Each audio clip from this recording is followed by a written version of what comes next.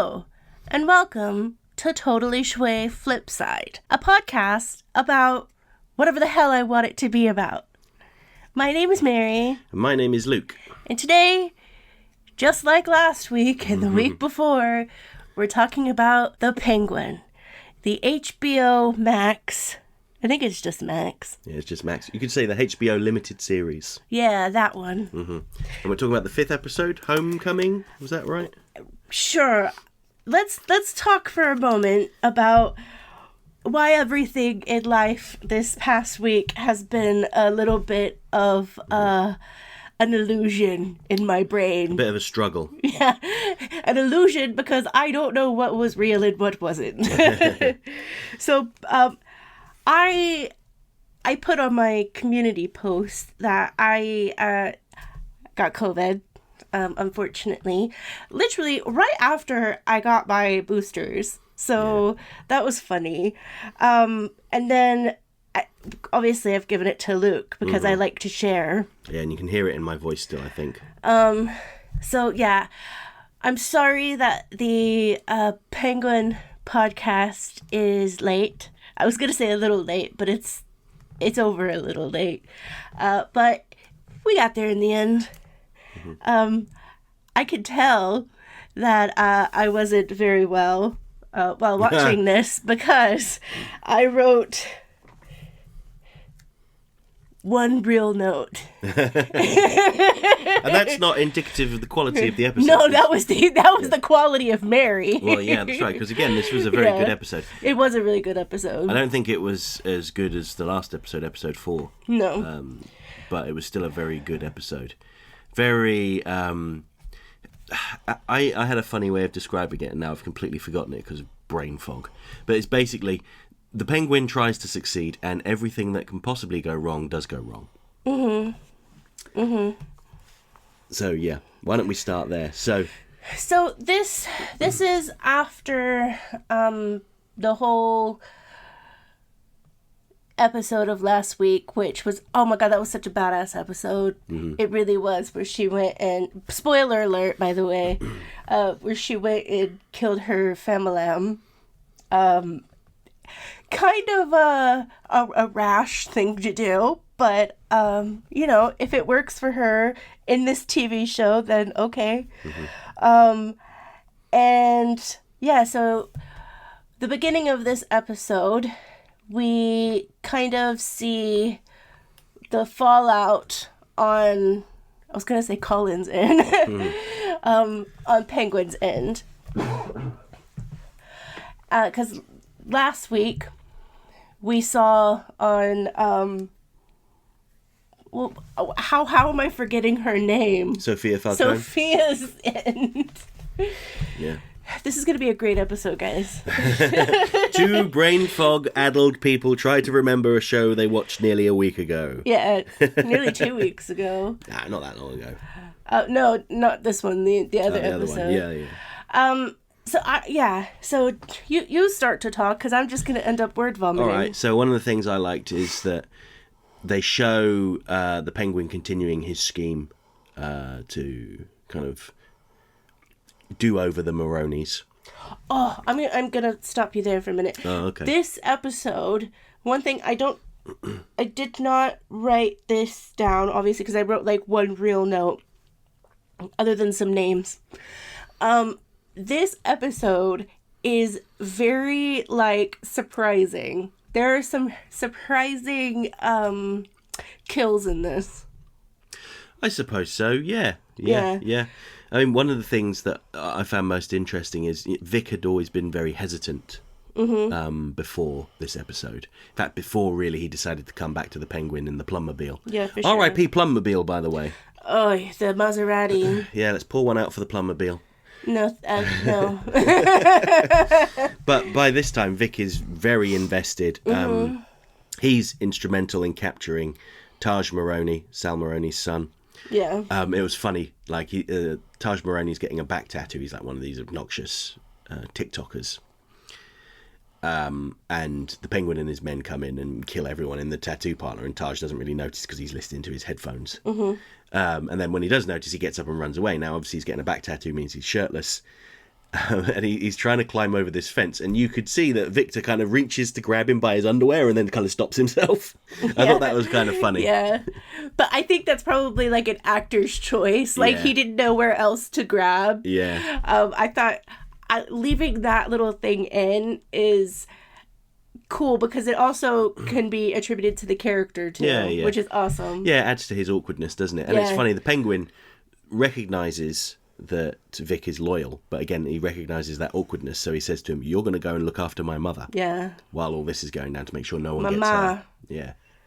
Yeah. And that says a lot, too, about how Penguin sees, how Oz sees Vic. Because he trusts him enough to go look after his most prized, relationship. Yes. We also get to see a side of Eve that we kind of knew was coming. And what side is that? When Penguin has no power, he has no Eve. Yeah, I mean, she makes it clear that, Yeah. They are not quite as exclusive as perhaps Oswald had thought. She'd kind of been stringing him on a little bit. She had no intention of giving up everything and running away with him to hide. But she did say to him, "Hey, come back when you've got everything sorted." Yeah. Which I thought that was quite a good scene with the penguin, where he's just like banging his hand on the table, the toxic masculinity, as you put it, where he like knocks something off the shelves, bangs his hand on the table, going, "I'm so stupid." Yeah, it's kind of a rare glimpse at the penguin's self-awareness. Yeah, because usually he's trying to hide that, inner monologue type thing, and I think that comes out a little bit. I have to wonder a little bit if it's like his mother speaking through him, because you see later on when he basically tells her that his plot to overthrow the Maronis has kind of gone sideways and they have to hide out in a derelict building. She rejects him outright. She's like, "Get off of me, go away. I don't want to see you." Yeah. That sucks. Yeah. But it kind of leads on to one of the coolest part. I know we're jumping around a little bit, but I want to talk about this because that rejection reminds him of something that him and his brothers used to do, and they used to go down to the tunnels. And then we are introduced to the penguin that we are all very familiar with. The Sewer King penguin. The penguin man of the sewers, yeah. So they go into the underground tunnels, don't they? The metro tunnels? I think that's what they say. It's along those lines, yeah. Yeah. Because the tram? Yeah, the tram or something like that. Basically, a penguin says that, there used to be an underground system that ran all around Gotham. And then one day it just shut down. And he and his brothers used to hang out in those tunnels and mess around. I think we're going to start to see, and this is just a prediction of mine, you could say it could go on my bingo card. I think we're going to start to see an even darker Oz, and I think we're going to start to see his plan, his new plan to take over. We're going to start to see that come together. Yeah, I mean, we did see it very cleally in this episode. Yeah. With what he did to Taj, and I've forgotten the... I'm more talking about like the drugs and stuff, because we didn't talk about the drugs. Like I said, we're all over the place, but there's a point in this where they take the drugs back, but obviously they need to be in a certain environment, and only one little tub of them, I think it's 2 tubs. Or 2 tubs exist now. So, mushrooms, what's the perfect environment for them? Dark, humid environments. Exactly. So where Oz used to play with his brothers and like run around with his brothers, perfect place. Yeah. If they could get the electrics right. Yeah, that was really funny, wasn't it? Because he starts up this portable generator going, "This is it. This is the start of our new empire." And then the generator kicks out. Yeah. I think that I am so glad that they introduced it that way. Because if they would have done that and like had a whole entire episode of just the beginning of that, I would have been like, "Oh, okay." Yeah. Yawn. But this, they did this spectacular. Well, it's been the last 2 episodes have been spectacular, but they did this spectacular episode, and then I think it's the last 10 minutes, maybe less than that, because the credits are 14 minutes long. I think I'm exaggerating, I'm not sure. But you get this really cool introduction to the Oz that we are so familiar with. Yeah. And I think it was done beautifully. And the next episode, because I don't watch the previews, I think I've mentioned that before. So I think the next episode is going to be even better. It better not be a damn filler one. No, I doubt it will, because there's only, 3 more episodes left? I don't think they've got space for filler. Good. Because they've done very well with not having a filler. I mean, you could say that last week's episode was kind of a filler episode because it kind of went back into the past. But unlike other filler episodes in other TV shows, that episode was really great. Well, it actually added something, didn't it? Yeah, that's how you do. That is how you do in the past episode. That was perfection, in my humble opinion. Yes. So why don't we talk a little bit about Oswald's scheme and all the ways that it goes wrong? Should we? I think we should talk about the ways that it goes right. Well, that would be a very short conversation. He gets the mushrooms back. Obviously, I'm joking, but every little thing that he wanted out of this plan just messes up royally. Mm-hmm. So bad. Yeah. So he arranges for a hostage exchange. So he takes Taj Maroney hostage, and he says to Sal Maroney, and I think it's Nadia Maroney, his wife. I might have got the name wrong. I apologise if I did. And says, look, I'll exchange your son for the drugs, for the mushrooms. Now, as Mary mentioned earlier, the Maronis had no idea about how to look after the mushrooms, so they've ended up destroying most of the crop. Yeah. Penguin doesn't realise that, but he has a contingency plan anyway. He goes there expecting the Maronis to try and double-cross him, and they do. They have gunmen hiding in this warehouse, and they try to kill Penguin. They fail. And Penguin burns Taj and Nadia Maroney to death, because he's doused Taj in gasoline as a precaution. And when they try to betray him, he casually pulls out a lighter, sets him alight, and they both burn. Yeah. And at the same time, he's arranged for a guard to shank Sal Maroney. Of course, that goes wrong because Sal Maroney is Clancy Brown, who is famously 12 feet tall and made of iron. So you want to know something? Clancy Brown plays a lot of assholes, doesn't he? And I bet you he's probably really nice in person. I've been told he is very nice. You know what? I could believe that. I really can. I don't know why I wanted to say that, but he just, you know those people that just remind you of teddy bears? Yeah. He kind of reminds me of that, but a really tall, skinny teddy bear. Yes, but Penguin should have sent more than one person after Maroney, because Maroney fights him off and actually uses the shank that he got to essentially escape from prison. Mm-hmm. And obviously he's heartbroken when he discovers what happens to his wife and son. But Sofia Falcone pops up and says... Falcone, you say? Yeah. Sofia Falcone? Sorry.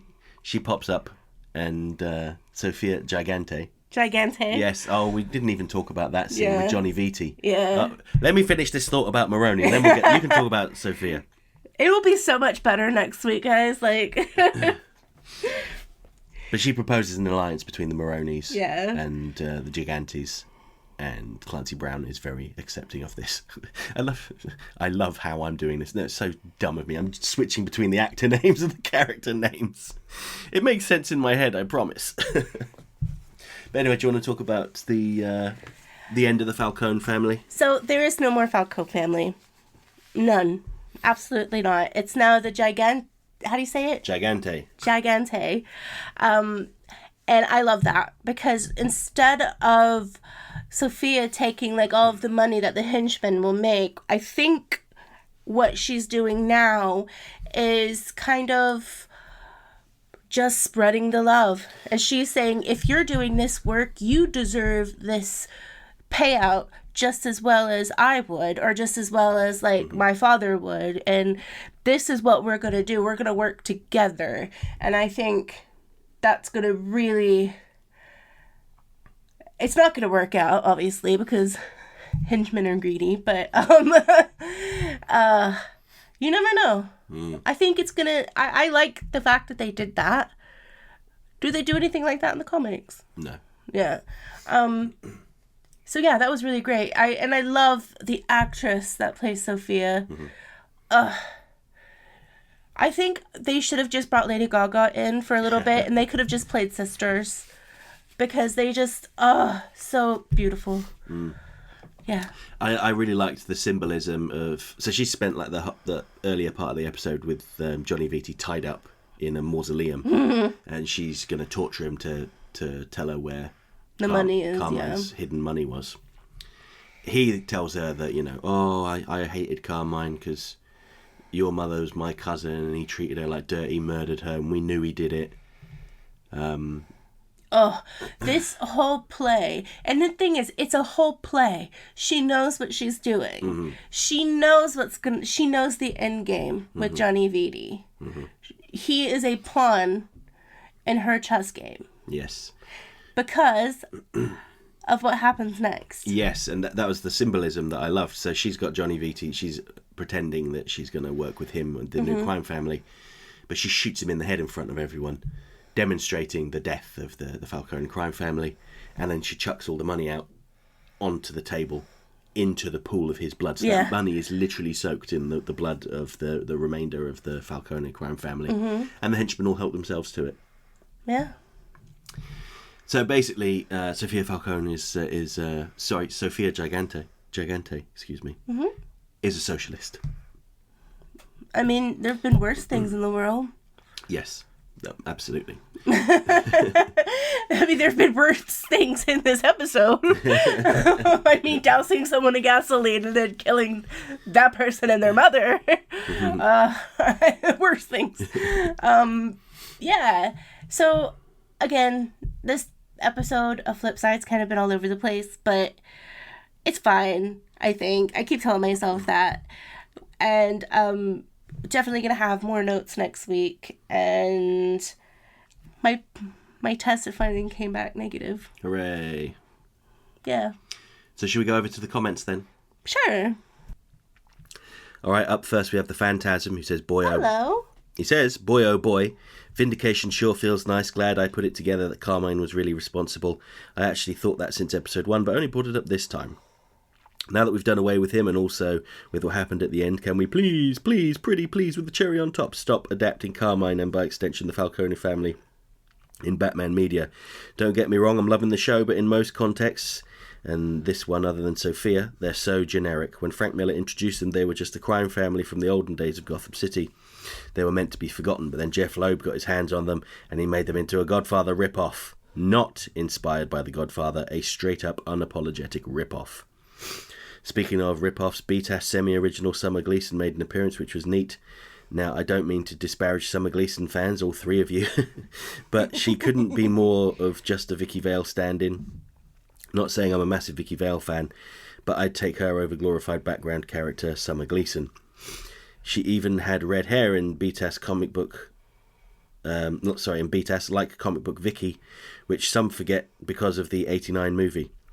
Big show of creativity there, Bruce Timm. Oh, let's call Blackgate Stonegate. Yes, how innovative.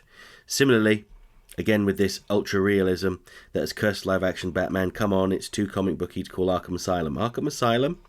Yes, I know Arkham Hospital was what Arkham was originally called in the comics, but so what? So we're going to call Two-Face Harvey Kent again? Okay, enough of that. Great episode overall and probably my favourite so far. Sofia goes to Arkham and Easter eggs galore. Kind of missed the opportunity not to make Dr. Ventress Jonathan Crane instead, especially with the way he was observing Sofia when he had her face the other inmate, seeing how he seemed to revel in her state of fear. Didn't even mean to make that pun. I like the performance by T. Ryder Smith, and he has what I think Scarecrow should always have, which is an unsettling vibe by barely talking, and that way he exudes fear without being overly theatrical. It's why the TNBA Scarecrow works so much better than BTAS Scarecrow. Just by talking in Never Fear and No Hallucinations, it caused your spine to tingle. Really looking forward to Elijah Wood's upcoming performance as Scarecrow. That's in the Arkham VR game. Magpie was there, and you won't believe what my first thought was when she said her name. Ooh, Magpie's in this. Well, she's going to die soon. Guess I'm a prophet. If that is the case, let me know what this week's lottery numbers are going to be. Thank you. Mm-hmm. I, however, have identified the first thing in the show that genuinely doesn't work for me whatsoever, and that's Sophia's psychiatrist, Dr. Rush. He is such a passive and pointless character, and so far could have been more completely removed and not made a difference to the plot. Also, I'm just unimpressed by the actor's performance. That could change in the following episodes, and some say it's Calendar Man just because his first name is Julian with a different surname instead of Julian Day. Pfft, sure. If that suddenly makes anyone invested in him, I say go on believing that. Then a bunch of things happen fast forward, and after the dinner, Sophia takes the little girl, whose name I forget, I think it was Gia, outside, and I'm thinking, wait, based on what they've established, she won't harm her. And that's when it hit me, oh, I bet she took her because everyone else was going to die. It's official, everyone, I can see the future. Tell me the lottery numbers. Although I did think the reveal would be that the house burned down, but close enough. Also, love how we keep showing Oswald. No, I'm not calling him Oscob. It's pettiness. It's one of the most consistent characteristics in the comics. I don't doubt that he considered talking to Carmine about Sophia early on, but Sophia insulting him was what pushed him to do it as revenge. He didn't know she would be sent to Arkham, but he didn't think anything good was going to happen to her either. I'll read the next comment. Okay. Oh, but by the way, thank you, Phantasm. And did you make a bingo card for this season? Because I think we talked about things we might, like, kind of like a bingo card type thing. Tell me if any of my bingo cards have come true. The next comment I'll do because it's really short. Frozen Jack 2007. Hi. Rip Magpie. Rip indeed. Rip in pieces. Rip in pieces. Next we have Harry Flew TV, who says, I love this episode, but I'll be honest and say that it feels like Magpie character felt too much like BTS Harley Quinn. And I just wondered why they didn't just use Harley, since they'd already introduced the Joker as an established villain in the first The Batman movie. Also, maybe it's just me, but the Asylum segments gave me Cult of Chucky vibes, which I didn't mind. And yes, when I saw the Summer Gleason cameo, I thought, please let Veronica Vreeland appear next. Also, at 2527, thank you, Mary. At least somebody agrees that Veronica Vreeland is underrated. Or maybe I just latched onto her because of my Italian friend of the same name, who's gone to uni. I miss her and I hope she's happy. Hashtag unleash the Vreeland. So, I think there should be more of these side characters, like Veronica Vreeland and Summer Gleason. And I would really love it if they had Renee Montoya pop up. Honestly. But I think that they might have something coming up with... I was just going to say, I think the reason why they didn't use Jonathan Crane as Phantasm suggested, or Harley Quinn as Harry suggested, is because those are kind of tentpole characters that they would save for the movies rather than having them appear in a TV show. But, having Magpie and the Mirror Man is fine. So I think it's probably going to be in the next episode or, like, the very last episode. I think we're going to see, like, Julian. Like, we're going to see why this character was in this show. Because they aren't going to waste Theo Rossi. They are not going to waste him on a 2-bit character that is just like, I'm in love with this character. I'm a doctor. I think that he is going to do something massive. Maybe. I mean, we didn't mention that he had joined the gang at the end of this episode and he'd given up on... He's a he's a G. He's a giganta. Sorry for my coughing periodically. Hopefully it's not too loud. All right, next we have A1ML33Y, Julia Roll. How are you doing? Hello. Looking at the Gotham of the Batman and the Penguin show just looks like a dystopian hellscape. And I have to ask the question, since the Riddler tried to kill damn near everyone in the city with the flood, why isn't he on, or why didn't he get the electric chair? Like, does Gotham have the death penalty for doing what he did? The more I think about it, and I have been watching the movie, it's like, why isn't he on death row for committing an act of terrorism? Why isn't his ass and Gitmo? I mean, the suit was so serious, super grim, dark, whole entire thing just soul draining to me anyways. I mean, Like hearing about Sofia and the show, I'm asking myself, why isn't she on death row for killing all those people and everything? I mean, if she's in Arkham, and why didn't her parents send her to Blackgate Prison for like 22 consecutive life sentences? I got so many questions about the show and this fictional world cooked up. Other than that, I will say that I like Scooby-Doo, and I like my favourite character is available, and I like her because she's awesome, and I've seen the show. Very, very good other than that. Yeah, I know, maybe my taste's what everybody likes, but still, I mean, I just feel like I'm just tired of the stuff. Seriousness just keeps seeming to be coming from Warner Brothers. I enjoyed Batman the Animated Series as much as the next person, but I don't know the light-hearted episodes and the horror-themed episodes I watch more than saying anything is trying to be too damn serious, because I've been dealing with a death in the family recently, and that's why right now I just don't have it in me to go on all this grim, dark edgelord shit. Like, why would the director of Joker 2 have the Joker get SA'd in Arkham by the guards, and at the same time when you think about this character on lunchboxes and other things, and hell, he was played by Cesar Romero in the 60s, why is DC just ashamed of its Silver Age and Golden Age trappings of what the characters used to be like? I'm so serious, and why? I know why, because of Christopher Nolan, and that's why, and everybody else after that were going to do that, but with black jacket hookers, you know, just say we're making big boy movies now because you know it's not, and ignore the fact that it's Batman. Other than that, I mean, hey, James Gunn did direct the Scooby-Doo movie. So yeah, I think that the James Gunn stuff is probably going to be a bit more lighthearted, and yes, I did find that scene in Joker 2 a bit... it's basically something I never really wanted to see. There were a couple of scenes in that movie I never wanted to see. I didn't want to see the Joker having it off with Harley Quinn. Never wanted to see that. By the way, I'm really sorry you've been going through a hard time. I wish there was something I could say that could make it better, but just know you're not alone, and we're always here if you want to talk.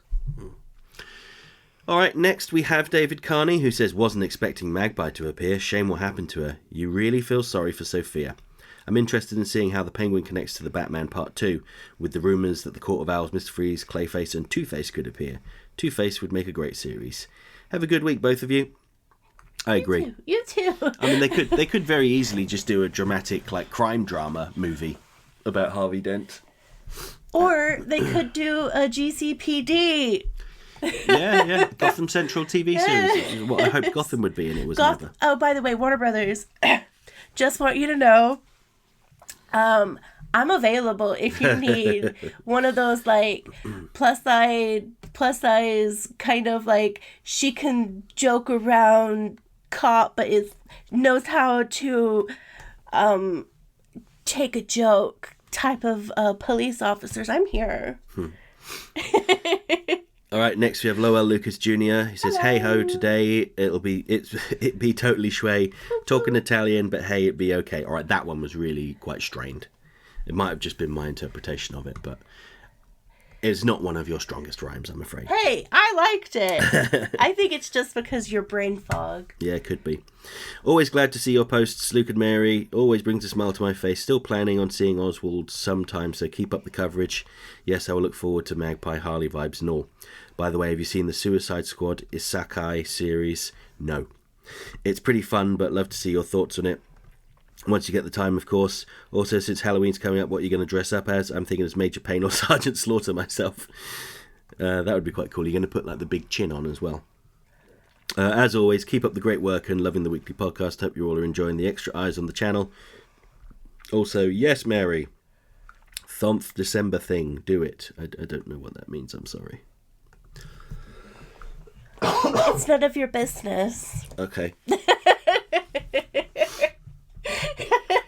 If it's what I think it is, it's none of your business. Mm-hmm. It's Lowell's and the rest of the channel's business, but none of yours. Okay, well, in that case, let's move on to the comment from Big Mikey P, who's back on his main account. I see the suspension was over. Yes! Okay, so he says, watching this before refinishing up on Odd Taxi in the Woods recap POV sequel movies included, and preparing to rewatch The Batman vs. Dracula. Magpie appears. Did not expect the miniseries to acknowledge the unfinished yet still good Beware the Batman. Seems some people nailed it when they expected Summer Gleeson to appear, though it's a pity she seems to get martyred. Can understand why people prefer her over the increasingly generic Vicky Vale. Always with the mystery aura of shady glasses. Same with anime's glowing glasses animation trick. Good for Sofia to do an efficient MDK without a boring old scarecrow modus operandi of fear, I guess. Figures the comments are going longer. Many apologies. Well, we'll allow it. Just this once. You can have as long as a comment as you would like. But if I have to take over, I must say, I don't have as great of a voice as Luke. I don't have a particularly good voice right now. I sound terrible. But anyway, Christopher Reeve isn't a bad man, but I still won't forgive him for making those cringe Superman movie sequels. If anyone wants an anti-nuclear movie that isn't, Superman 4, I recommend Barefoot Jen instead. Curious, besides me and Doc Widener, there are more folks reporting that their comments didn't arrive for some reason. I don't understand why Rings of Power isn't getting backlash here. It's unfaithful in a bad way, and isn't as uniquely and properly Elseworldish as the Shadow of War duology of games, or those Battle for Middle-earth games. Besides, what people are clamouring for are pitch-perfect adaptations of great stuff like The Silmarillion and The Unfinished Tales, not whatever Rings of Power is doing. In short, please don't present such apocrypha for this channel and in Serum Lake someday. Don't worry, I'll write his autobiography. Don't bother playing the Sega CD, The Adventures of Batman and Robin. See the Watchtower database vid on the Lost episode and despair at how the gameplay aged poorly. Yes, I watched Ted play through the whole game, and I thanked him for his heroic sacrifice, because that was not a good game. Damn, so I should tell you now that I got you a Sega CD just to play that then, eh? I didn't, by the way. 29 minutes and 49 seconds, already finished that. Short film and a 12-episode anime aren't hard to finish. Hee hee. 3119, no, I'm a fan of the animes, enjoy the Web of Bridge series, and I did some own games like Advanced Adventure and Supersonic Warriors, but I'm not that big of a fan compared to the DCAU and Star Wars Legends. Overall, we'll see the next flip side. This sure feels more interesting than the strangely overblown Tumblr posts of Agatha all along. No, I don't care if that show has GL. It's not as well written, if not extremely memorable, as Luz X Amity from the Owl House, and though BL, Touya X Yukito from Cardcaptor Sakura. Now, there was me thinking we were going to get through a whole comment without having me mispronounce names, and yet it was right there at the last second. Hey, that is Mikey P's MO, and we love it. By the way, I have not seen Agatha all along. No, we've not watched it yet. I don't know if I'm going to, if I'm going to be honest, because I wasn't that impressed with WandaVision. Mm-hmm. I thought it was a bit... It could have been a movie rather than a whole TV show. Mm-hmm. Now, that was an episode of filler. That was a season of filler. God. Okay, so next we Mikey P. Next we have Zehanaut10, who says hopefully this show's success and Joker 2's failure will convince DC to give Joker a rest and use other villains more. Yes. Most people are probably like the one gangster from The Dark Knight in regards to the Joker. Enough from the clown. Yes. I love the character the Joker. I love some interpretations of the Joker more than others. Because I think I've talked about this. Heath Ledger's is not my favorite. Joaquin Phoenix is not my favorite. I still like it, but it wasn't my favorite. I would really like to see other characters. Like, guys, Warner Brothers. I know that my application is still in process. My job application, thank you. But I could help. I have a hat and I have a great label maker, and I could put in some cards, and then I could put the cards with character names in there, and I could pick some for you that aren't the Joker or Harley Quinn or what's another one that they overuse? The Riddler. The Riddler or Scarecrow.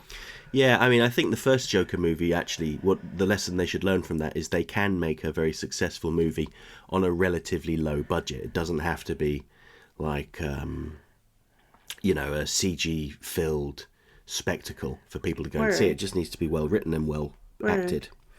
But anyway, thank you, Zan. I don't work in the movie industry, so my opinion on that is worthless, apparently. But anyway. Oh, I like this one.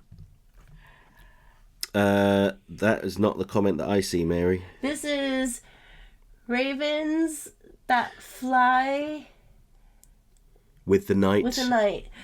I am a terrible person when everything's all together, so I'm terrible at reading usernames. But they say, Serum Lake introduced me to your channel. Subscribed. Thank you. Do you know what? Serum Lake introduced me to you, and that makes me really happy. And if you didn't know, Serum over here, he's kind of like a really cute guy, and I married him. He put a ring on it. So the next comment, I'm going to mispronounce your name. I apologise.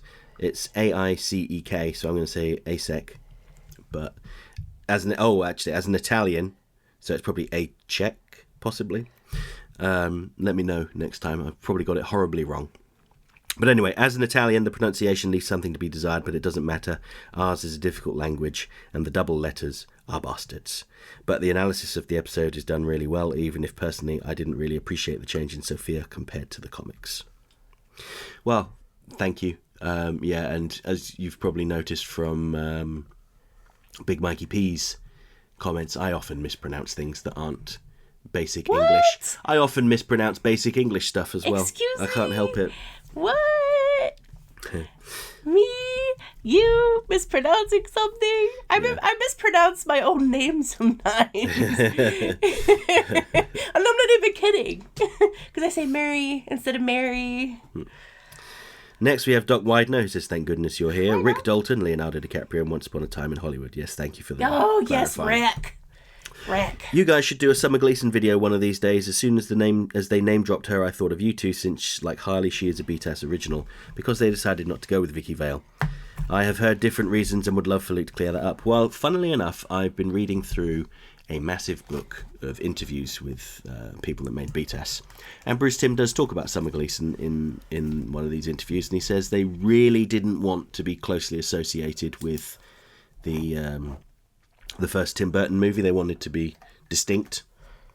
Mm-hmm. So no Vicky Vale. And Summer Gleason was a substitute. So there we go, that's that answered. If you guys want me to play Vicky Vale, I might not look like her. That joke's getting a little old now. Theo Rossi was so good in Luke Cage. I agree with Mary. Yes. I think there is a lot more there. I again really appreciate this Gotham. In the best, in my opinion, Batman stories, Gotham is always a significant character. In this case, the level of corruption is part of what spawns the level of criminality, insanity, and general chaos. I feel like each week the show gets better and better.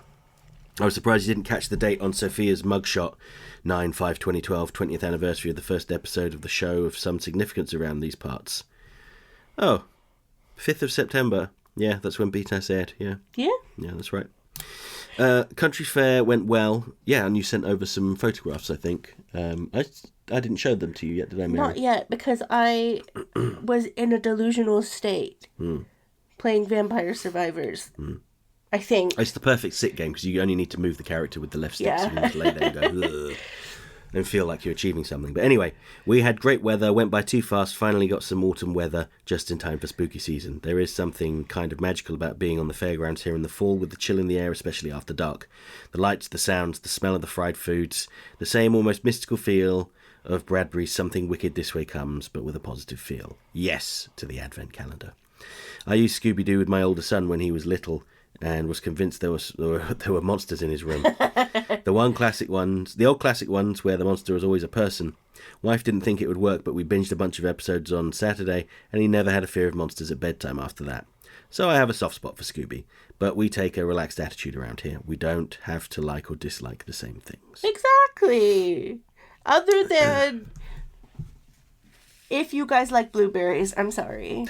That's just unacceptable to me. No, I think it's really great that we live in a community where we can openly talk about what we like and what we don't like, but we can do it in a way where we're not like, oh my God, I hate you if you like this. We're doing it like, oh, I like that. This is why I like it. And here are some reasons why, that was my Diet Coke. these are reasons why you don't like this, and yeah, we can still be friends. I love that. All right, so the last comment from a new commenter, I believe, Rico Johnson, who says, "This episode was terrifying. They literally stripped her humanity away. She definitely gave off Cersei Lannister vibes at the end." Truth. Yes, she did. Truth. A woman wronged. Truth. And as women, we need to stand up, maybe not do what she did, maybe not do what Cersei or Sofia did, but we need to stand up and take it away from everybody and be like, yeah, stop. Yeah. Stop so being no burning weirdos. people with dragon fire. Yeah. Or whatever it was called. And no gassing people. Yeah. All right. I think we can agree that is We can write really long comments on LinkedIn, Instagram, and Twitter. That's our weapon of choice. All right, that's it for the comments then. So. Yeah, and that's it for our very well thought out, structured, on time podcast for this week. Yeah, hopefully I won't sound like crap in the next episode. We've still got to record the Halloween special for Totally Schway. Yeah. Which I have to do tomorrow. Yeah. So thank you guys so much. And thank you for all of the kind words about the community post I did recently. I did want to say this. I have a job now. Really lovely, awesome job of just being cool Mary. It's the first time I've ever been cool. Obviously, I'm joking. No, I just want to say that you guys you make the world a better place. And even when bad things happen, I can always go to my YouTube channel and see some really nice comments and, realize that, yeah, some things aren't going the way that I wanted them to, but guess what? I've got friends, and these people are my friends, and they will look out for me, and they will also just talk about Batman or Rogue or anything for that matter, and just make me smile. And I want to thank you guys for that, because it has been a rough 2 weeks, just in life in general, and I'm sure a lot of you guys can relate to that, but just thank you so much from the bottom of my freaking heart. I think I would be in a different place if it wasn't for you guys, so thank you so much. And again, my TED Talk is over, and I want to say I love you guys, and we'll see you next week.